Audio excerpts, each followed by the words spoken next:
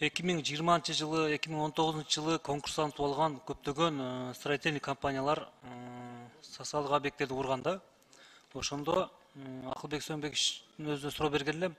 Биздин инфляцияга байланыштуу көптөгөн строй материалдар жана ошондой эле материалдардын баары кымбаттап кеткен, 2 эсе 3 эсеге. Ошонун негизинде көптөгөн строительный компаниялар бүтүрө албай калган. Ошондо Акылбек Сөнбекович айткан эле, биз ушуну коштуруп беребиз деп. Ошол маселе эмне болуп чечилди? Госстрой барбы? Урматтуу депутат, токтом чыккан кабинет министрлеринен азыр ар бир ошол объект боюнча подряддык организация менен сүйлөшүүлөр болуп, суммалар аныкталып, андан кийин төлөнүүлөрдү төлөп беребиз, карыздарды төлөп беребиз. Төлөп бересиздерби ошолорду? Ооба, ар бир объект боюнча индивидуалдуу, комиссия бар, төлөп беребиз. Мен билгенде 1 жылдан бери чечилбей келет да, ошол маселени жакшы карап, токтом чыгардыңыздар да төлөп беребиз деп. Ооба, токтом чыкты кабинет министрлеринен. Мектептин канча саны билесизби? Ошо объекттердин общий саны. Канча объект болгон ошол общий? 224 объект республика боюнча. Ошолорго кайрадан төлөп бересиздер, туурабы? Ооба, туура. Акылбек Сөнбекович өзгөрүп калды.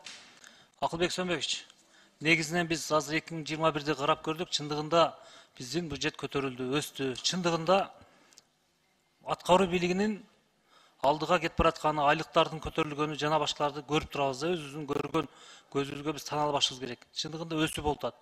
Мен сизге айтарым, сиздин өзүңүзгө айткан элем. Жанагы капиталдык салымдар беренеси боюнча быйылкы жылда 3 миллиарддан бөлбөй эле, быйыл ушу 10 миллиардка эле бекитип койбойсуңарбы деп. Жана ошондой эле. Мен сизге кайрылганда айткансыз, жанагы 2019-2020 жыл конкурстан утуп алган кээ бир строительный компаниялар мектептерди бүтүрбөй жүрөт ушул күнгө чейин. Анткени материал кымбаттап кеткен, инфляция өзгөрүп. Ошолордун госстройдон токтом чыгыптыр. Ошолорду тез арада берсеңиздер, 200дөн ашык мектеп деп жатат да. 80%, 70%, 60% бүтүп калган объекттер. Ошолор боюнча оюңузду билгизип койсоңуз. Урматтуу Айбек Жапарович, биз бекитип бердик методологиясындагы кайсы ушу курулуш компаниялар макул боло турган болсо, биз алар менен иштешүүгө даярбыз. 50%дан өткөн объектлердин баарын бүтүрөлү деп атабыз да. Рахмат, сиз жогоруда айтып кеттиңиздер, жергиликтүү бийликтин өзүнүн бюджет жетпегенине байланыштуу биз ушу республиканский бюджеттен колдоо көргөзөбүз. Ошого Ош шаарында жакшы карап койсоңуз. Буга чейин да айтып келгем, кагаз түрүндө сизге кайрылдым, кат түрүндө. 10го жакын мектептин ушул 70-80% бүтүп, ушунга чейин бүтпөй турат. Чындыгында нормадан 2 эсе көп окуп отурат да, Ош шаары боюнча.